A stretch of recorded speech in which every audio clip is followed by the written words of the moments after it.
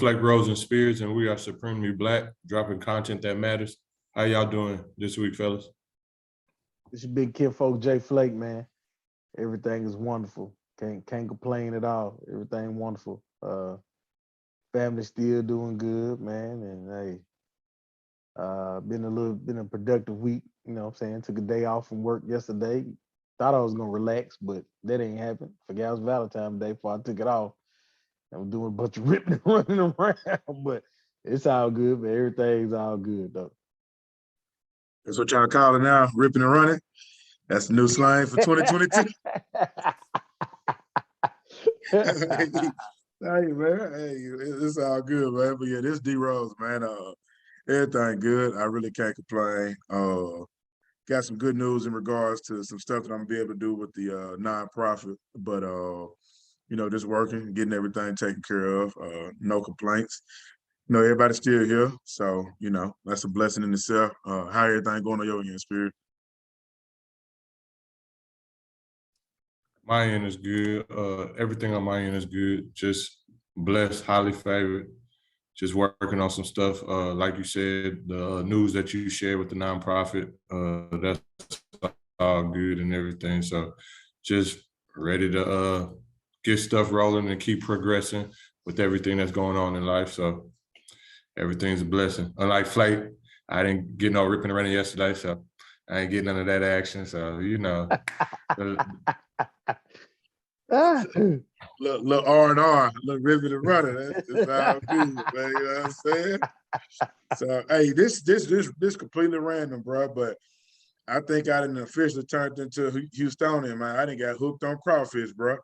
I'm eating it at least once a week now. Oh, man. No, I'm definitely not sucking no head. We can go and get that out the way right now. Yeah, definitely not one of them. Hey, but that crawfish, fat dog. Yeah, I didn't get hooked. That, man. They said sucking the head to be part. That's what they said. I don't know. I don't eat them, John. Yeah, I never get to experience that, you know. So I don't eat. Pause. Pause. Nah, but nah. You want to go ahead and pop it out, Spirit, or what? Yeah. So this week we're gonna talk about this documentary on Netflix going around called Crammed. And so it's I don't want to say enlightening, because some of the stuff we already know just from the culture, being in growing up in certain situations, adverse situations, being in certain communities, you know the back history or the backstory of, you know, the crack epidemic, what happened in the early 70s, early 80s to the late 80s and everything, how that transpired up into the 90s and early 2000s, and the effects from the crack epidemic and everything. So they got a documentary on Netflix called Crack. And so that's what we're gonna be talking about this week for this episode. My question to y'all is, what stood out most to y'all, or what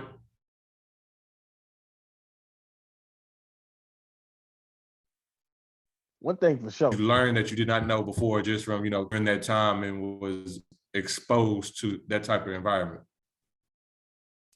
One thing that stood out to me, because I was a youngin' as all this kind of process, is not knowing much about politics then, is that how long politicians just ran on like a 12-year-old run on crack alone and trying to prevent crack, which is crazy to me, because I mean, if you go back and look at it, it was just whoever was gonna stop crack, that was your way of running for president. You know, you put out there, I'm gonna stop crack, we're gonna stop crack, we're gonna put an end to this. And it seemed like everybody was just voting for who could be able to stop this drug epidemic. Also one thing I noticed too that I didn't realize is how 45 just took the whole thing from Ronald Reagan, and when he ran and was able to win on that same concept. So I go back to an interview from a long time ago when 45 said, if I want to ever run for president, I'm gonna use this playbook. And I went back and seen that with Ronald Ross said. That boy wasn't lying. He used that same exact playbook and got into the White House. But the politics all behind it, I knew the government had something to do with, you know, getting cocaine, you know, on this side of the border and making sure it got over here for their own. but I just didn't realize, how these folks was, going for for senator and governor and president off just the whole crack epidemic.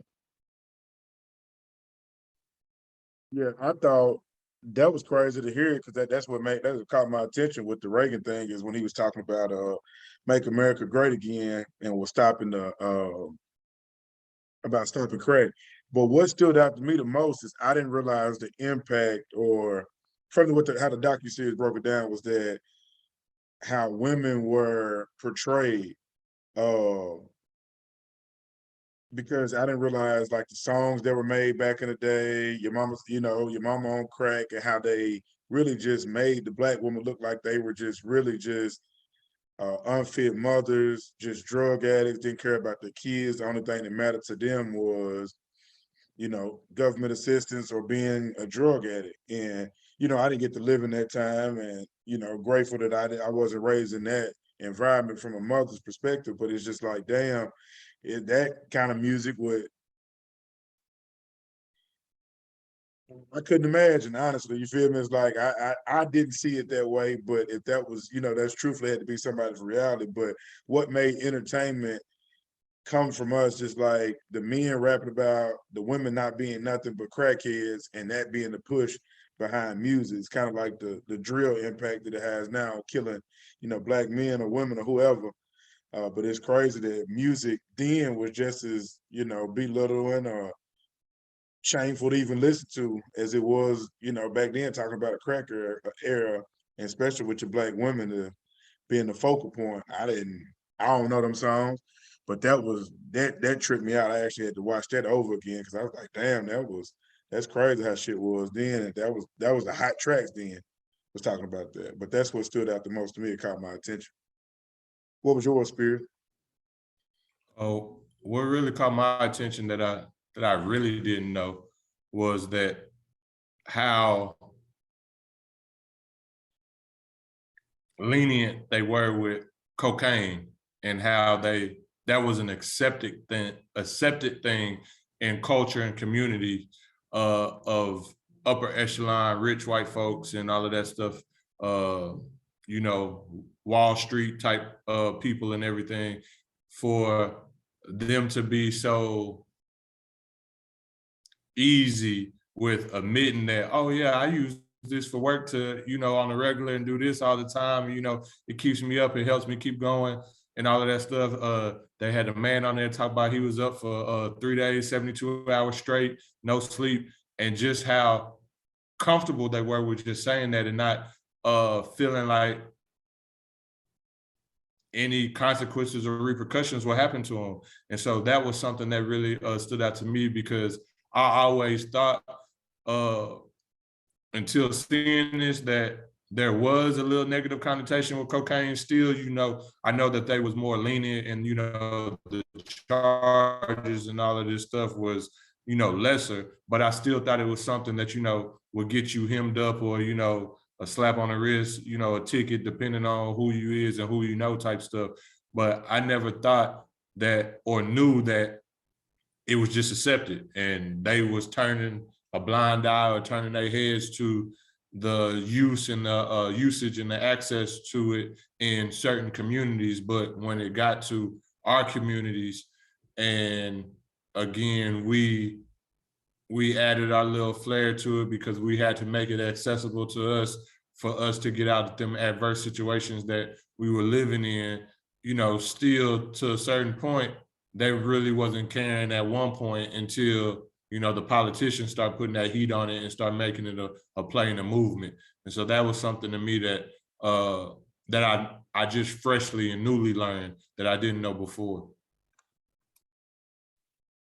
So when you think like one of the things that have popped up to me is just like, and this, this open, what do you think the push was? What made cocaine such a party drug, but then crack was, we got to get this off the streets. And like flake to flake point, it went on like a 12-year run to where you basically won president if you had the best, I'm going to stop cocaine dealers push. But in the meantime, everything around it is getting worse systematically. But is it just because you think it's the white people use cocaine, or was it you feel that it was a plan from the start to introduce crack to the hood to have this type of impact over a decade? I think just back then, I don't even say it's a colorism thing with cocaine. I think it was really just if you had money, it was a party drug. The police and government felt like, hey, these people who got money, it's the upper echelon that's out here doing it. They're not causing no problems. They out here just getting money and partying. There's no big deal. I mean, we can take that all the way back to other party drugs back then that's getting people hemmed up today. But we'll leave that where it's at. But I think it was just a situation where cocaine was just lenient because it was one of those things that if you had money, you can do it. It was a party drug. It wasn't stopping nobody from working and things of that nature. Of course, you hit it, you up and just drinking water. And so it wasn't stopping anybody from going to work. It wasn't stopping anything. You wasn't having as much crime behind it because once again, it was people who had money that was able to buy it. So if you got money, you're not finna rob somebody else for it or, to be able to purchase it. You just go into your bank account because you working on Wall Street. You a financial officer, you CFO, you working for the New York Times. Like all these type of people is people that was doing cocaine, which is crazy. And they just, kind of batted a bad eye to it. And of course, we'll get into a little bit later about the government and they hands that was placed into it as well. Gotcha, I got you. What was your thoughts, Spirit? For me, it was I remember in the documentary, it said that they really didn't even crack down on crack like that until that police officer died. So I'm wondering if that was really what amped it up and ramped it up for politicians to really make that move and to start making that as their campaign run and the thing that they was using to to push for them to get elected into office or whatnot. Because once that officer died from the use of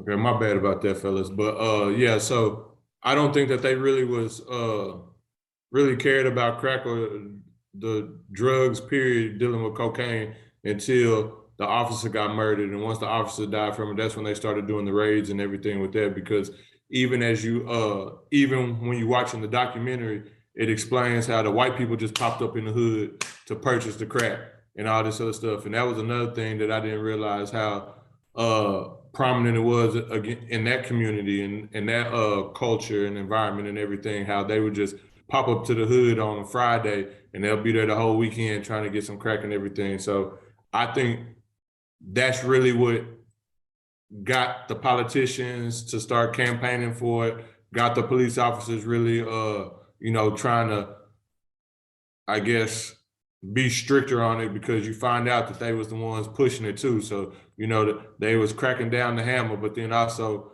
back out there putting it back on the streets and pushing it themselves for profit. So, I think it was just, the White House got concerned about it once that officer died and, they're gonna make an example out of somebody, and that 9 times out of 10, that somebody's us. So And I'm with you on that. And because I look at it just to tie it into recent times or today's drug of choice. A lot of people are popping pills, and we've kind of talked about it. That fent hit the streets, and now all of a sudden it's not cool because you don't have just rappers talking about popping pills. It's actually hit the white community and the upper echelon white community, and so now you see billboards all across America. You see ads on TV. You hear presidents speaking about how to stop this opiate crisis.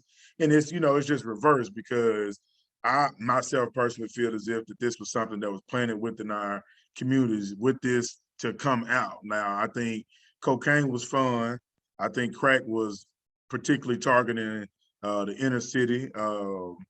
And kind of like to look at it how it is now. It's not serious until their people are starting to enjoy it or partake in it, then they start losing their lives, or their lives are impacted as severely as ours were with something that was planned. And when it starts to go against their agenda, that's when they intervene. So that's why I feel like they actually, one, placed it, but then they didn't think that their people would be coming across town to be smoking crack. You were supposed to have enough money to snort powder and go on about your business. You know what I'm saying? But now that you got it, it's just like the opiate crisis now. We got to stop it. Like, but it wasn't no issue as long as Big Pharma was pushing it out to everybody else, or we was ODing. It ain't no different. You know what I'm saying? So that's my thoughts on that.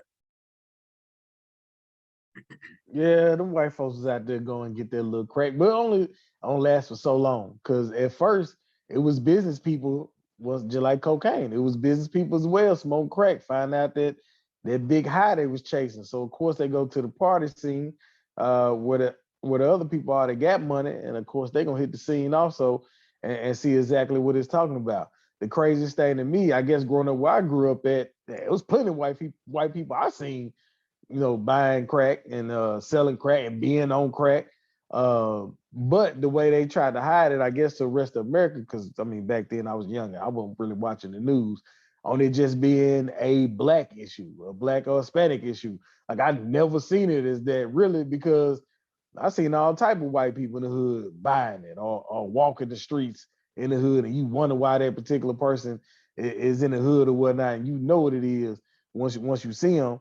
So to me, I did never look at it just being a black issue. I know it was in the hood heavy. When you go to white folks' neighborhood, you didn't see it, but I knew white folks were coming and buying it and then leaving for sure.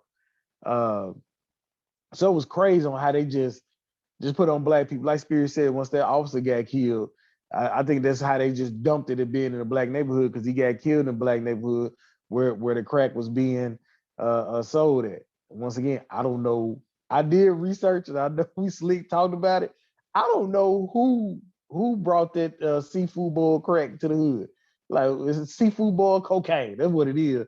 I don't know if it was the white people who cooked up. I don't know. I've been trying to find out, and it's just been back and forth on who was the first or who brought it to the hood like that. We may never know that though. You feel me? We may never know We that. may never know. I mean, we like to say it was black folks because we always cooking up something, so making it better than what it was. I don't know what, allegedly, I don't know what made him drop in that pot and hit it with that soda. So I That's don't know crazy. what. No, but if you paid attention, and again, I'm not saying that he's the one who created it or even is the Renaissance. First off, I'm talking about Richard Pryor. Because if you watch it, they said Richard Pryor tried to smoke it in a pipe, and that's where you got the freebase from. But then he blew himself up and he caught on fire. And then so once the neuroscientist was like, once people realize that, you get a higher way, you get higher and try to do the freebase by taking out the whatever chemical is in cocaine, people wanted that. And then that's when people started trying to, get the freebase and, the crack rock. And so that's when it became a rock and people tried to do that. So I don't know. Again, I'm not going to say Richard Pryor is the one who. Yeah, because folks was doing that before Richard Pryor caught himself on fire. No, I'm not saying that people wasn't, but what I'm saying is because of his stature, that's what made it popular. And then so that's what made people be like, oh, okay, we could go ahead and cook this up and make this and, give people actually what they wanted, because instead of just putting Coke in there with a little bit of water and stuff and then lighting it in the pipe, we can actually cook it like that pre-made and then give it to our people. And so because, he was the most famous or one of the most famous Black people in that era and during that time, that's what gave people the idea, okay, we're going to start pushing it this way for our people. Yeah, I wonder where he got that from.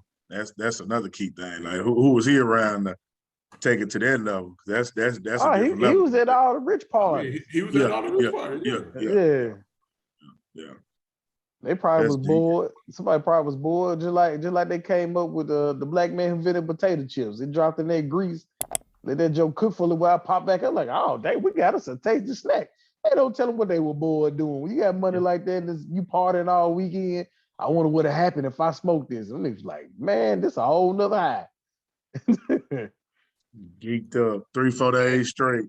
And he was probably high when he decided to do it in the first place. Right. Already tweaked. Like, can I get high? Yeah, I feel you though. I feel you. What was Yeah, some questions y'all had though? Thoughts or whatever? Well, another thing that stood out to me was just how wicked poverty is and what poverty can make you do. Like the things that we did to our communities, how we terrorized our neighborhoods, our people and people, so we wouldn't want for anything. So we wouldn't be sharing hand-me-downs from our brothers, sisters, cousins, and walking around with holes in our shoes so we could keep the lights on for our parents and not sleeping with rodents and insects and bugs and things of that nature. So poverty is a hell of a drug. I'm gonna call poverty a drug because poverty will make you do some things and change who you are or question your character just to try to get out of a situation so you can provide for yourself and your people. And so that really opened my eyes because I always know poverty was bad, and I know people have different plights and different trials and tribulations and go do different things, but I didn't realize just how wicked poverty was and the things that it can make a good person do. Like there was kids in there who was my children age, and started hitting the streets and started becoming drug dealers and started doing this stuff so they could live a better life and so they wouldn't have to do this, and then end up being shot, going to jail, all of that stuff, murdering people and everything just because they wanted to be able to take care of themselves and their people. So poverty is wicked. And that's a hell of a point, man, because I was just sitting there just thinking about it. I'm glad that like when we speak on these topics, we make sure that we at least as well versed and knowledgeable as possible as we, attack it from whatever angle. But literally, man, like every 10 to 20 years, there was something else different placed in our communities that we had to get over. Like, racism, civil rights movement, Black Panthers, then you got drugs, then you got gangs, and it's just every 10, 20 years, it was just something that we had to get past. And, like you saying with the poverty shit, I feel like, it wasn't any winning. Yeah, you seen a couple people shining, you see your Freeway Rick Rosses, you see how they glorified Scarface even in it. And I think that played huge. And then you got the rap music, but at the end of the day, it wasn't no winning for us in it. Now, we all know people that were successful in their endeavors. We all know people that lost their life in trying to, living in the lifestyle that the cocaine or the drugs push. But when you think about it, man, really from my perspective, it wasn't no winning from that shit, dog. Like we fucked up to this day over there, dog. You know what I'm saying? Like even the 12 or 13-year-old to get out there and hustle that he could wear the J's and the expensive clothes, that's also somebody else's mama that was coming home or didn't come home because she strung out on dope. You know what I'm saying? So now that kid got to come out and give it to somebody else's mama just to get them out that predicament. But they mama's still out there, you feel me? So you got kids raising kids and kids killing kids. And, it's a whole lost generation of generations because that shit, just to be from a personal perspective, man, you get robbed of your childhood, man. Like there's parents that weren't in their kids' life, and that's the battle that they was dealing with was crack. And you hear people, and we listen to the music, so I'm people when I speak about it, but that shit real, bro. Like we all looked at it like, damn, looking back on it, it was just like no bullshit. I dropped a couple tears thinking about that because I'm like, that directly impacted me and my people growing up. You feel me? And it's like, how could we ever would have thought that there was winning in it? Like, and it sounds crazy, but selling it to the other people that was already enjoying it, I would have been cool with. But robbing Peter to pay Paul, that's where we at now. It's because that same mentality is there. It's like, if I got to take from you to eat, I'm gonna do that. You know what I'm saying? And but you look at the stages of how the progression is like, as we was trying to progress, here goes something else to get you. Here goes something else. You know what I'm saying? So it's a lot, man. But yeah, it was real eye-opening, bro. It's like, damn, bro. Like we was just there, but they had all the right distractions to pull us right back And boy. And then they started glorifying it to make it cool now. So it's like, some people was like, oh yeah, that's cool. I'm with that. That's what we on. But how? You know what I'm saying? Like, how's that progressive at all? It wasn't no winning, but that's what really got me. It was like every 10, 20 years, they had a new little agenda and it worked so perfect. Worked so perfect. Like Spear said on a previous episode, this is another one of those bombs that the government handed out, just in a different form. I mean, this was in chemical warfare this time around. And, we're gonna introduce something that you guys couldn't previously afford. Now we're gonna make it affordable. And now that it's crack, we're gonna let you destroy your own community. And it's two addictions. You got addiction to that drug, you got addiction to that fast money. And that's what happened when you taking people, and like Spirit said, in poverty, you taking somebody who's struggling to buy a pair of shoes, a t-shirt, and then like one guy said in the documentary, he said, man, look, I had a baby on the way.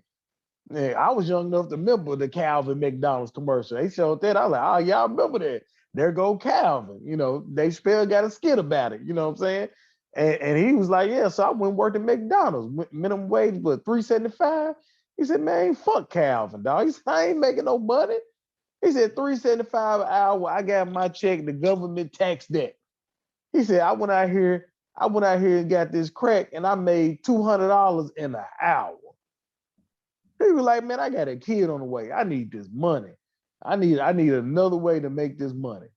And when you get somebody who's already struggling and hurting and desperate, and then they go out there and make what some of these people was making in a week or 2 week paycheck in 3 or 4 days, why would I do anything else? Man, it's easy work.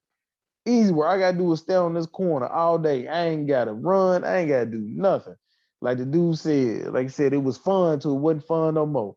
And everybody was hype on it being fun because it was in the beginning, it wasn't harming nobody. It seemed like it wasn't harming nobody.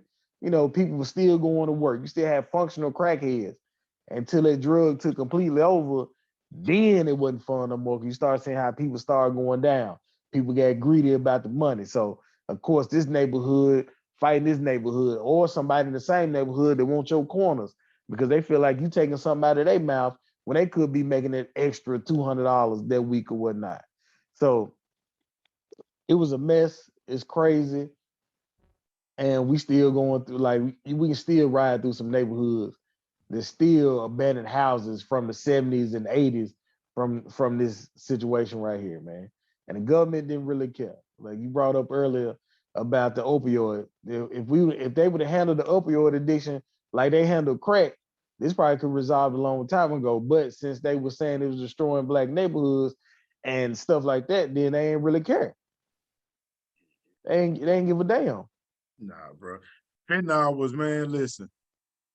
When Fentanyl been out. It just been got out. popular. You feel it just got popular. You know what I'm saying? And it became a thing, but when it was hitting the inner city, like I was saying, with the crack back then, it wasn't no issue. It's to them pills that they were prescribing the suburban communities with turned into an addiction to everybody. And then now when them suburban kids then took their whole script and they come across town and get some and they got a fake press pill, then they kill them. And they didn't gave it to a couple of their homeboys that's up studying for tests. That's how they started carrying. It was not an issue when we know some of our partners that had died off a fake pill when it was in the hood. Everybody, we've been to what Fent was. You started hearing the rap music, then some of the new cats like, bro, man, we've been to what that was. This 10 years ago, Fent been out. It's been on the black market, you know what I'm saying? But to your point, they didn't care, bro. Like if it was just impacting us, that's what lets me know it's by design. I don't think we accidentally created crack. I think it was purposely intended for us, and it was a failed plan because they started coming to get it. They were saving money too. Like, hey, what you mean they got double ups? They can get 5, you get 10. You know what I'm saying? A little whammy. So that's just what it was, man. Yeah, definitely what it was. As far as the opioid issue, I'll just say